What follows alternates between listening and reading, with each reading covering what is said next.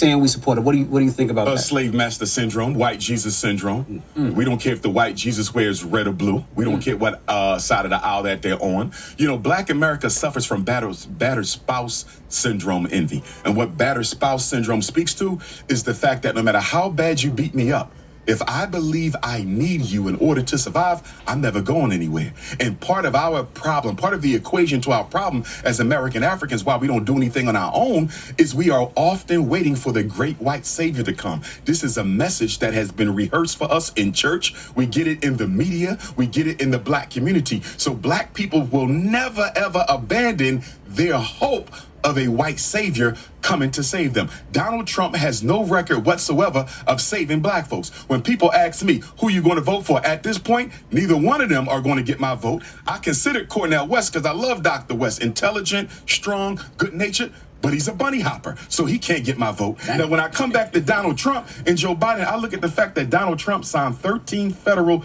death executions while he was president. More than half of them was signed after Joe Biden won the election. Think about that now. Biden gets elected in November, sworn in January. Between that time, Donald Trump executes half of those 13 people. 5 of them were Black men, and 2 of those Black men were presumed innocent. And their attorneys had introduced a stay of execution to the Supreme Court. The Supreme Court turned them down, and Donald Trump executed those brothers. So when I hear Black men say, I'm voting for Donald Trump because he's going to bring more money and economic vitality into the Black community, I say, what about the fact that he's out here killing Black folks, you understand, without no remorse at all?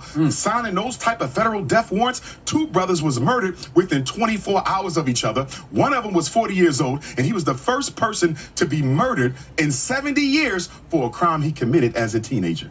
And in one of those cases, about 6 of the jurors said they would have changed their decision on the death sentence had they knew the information that the prosecution had withheld from them. That's why the attorney wanted the stay of execution to give the defense time to reformulate an argument. In Supreme Court, Snow Bunny, Clarence Thomas and that crew said no, and Donald Trump signed his life away. So you got to look at that. You also got to look at the fact that Donald Trump wants to give police 100% immunity. That's right. Wait a minute. Look how they're killing us now. Yeah. So now you're telling me that anything the police do in their line of duty, they cannot be held accountable for making bad mistakes and bad decisions, and you want to put that back in office? That's thirsty Black men worry more about money than the lives of their people. That's right. The Supreme Court is corrupt. Yes. Illegitimate. Absolutely. How come enough people not talking about that? Because I don't think they understand the tripartite nature of American so-called democracy. The Supreme Court, the president, and the Congress, they actually have equal weight, right? Well, they did.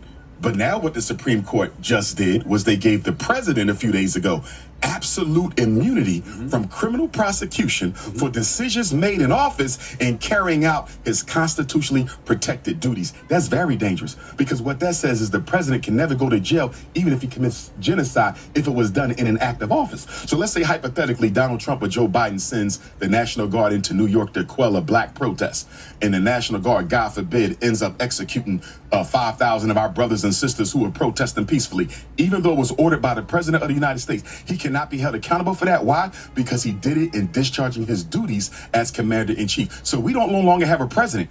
We have an emperor. We have a czar. We have a king. Because what the Supreme Court just did is said the president is beyond reproach and the president is beyond the reach of the law. Dangerous.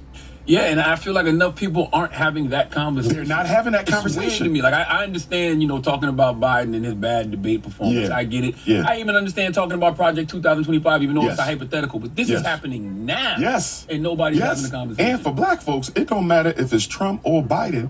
The bottom line is the president of the United States, none of whom have ever been friends of the Black community, will have the ability to do what they want as long as it takes place within the execution of duty. They cannot be held criminally liable. Now, here's my thing. I wonder what are the repercussions of that on the world court when you're dealing with genocide in the Geneva Convention. So are you saying that the president of the United States cannot be held criminally responsible for crimes of genocide against humanity? That goes against the whole Geneva Convention. So I'm wondering what the UN and what the world court has to say about the Supreme Court's decision. What are your thoughts on Donald Trump currently? In particular, the agenda that is Project 2025. The Project 2025 reminds me a lot. Remember the Newt Gingrich contract on America back at the turn of the century? It kind of reminds me of that. It is very dangerous, but when I look at Project 2025, a lot of it is already being carried out.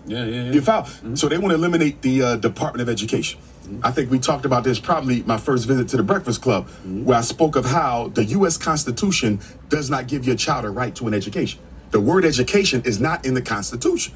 But many people feel like educational taxes or their taxes that go to education is too burdensome and cumbersome. And they're saying, why do I have to pay school tax when the Constitution doesn't even give nobody a right to get an education in the first place? So why am I paying for this? So a lot of people want to phase that out. Remember, when you go to white America, half of white America either don't have school-age children or don't send them to public school anyway. So they want to completely blot out the school tax. Not only that, the money that still remains, they want to redirect it to not charter schools, to private schools and parochial schools.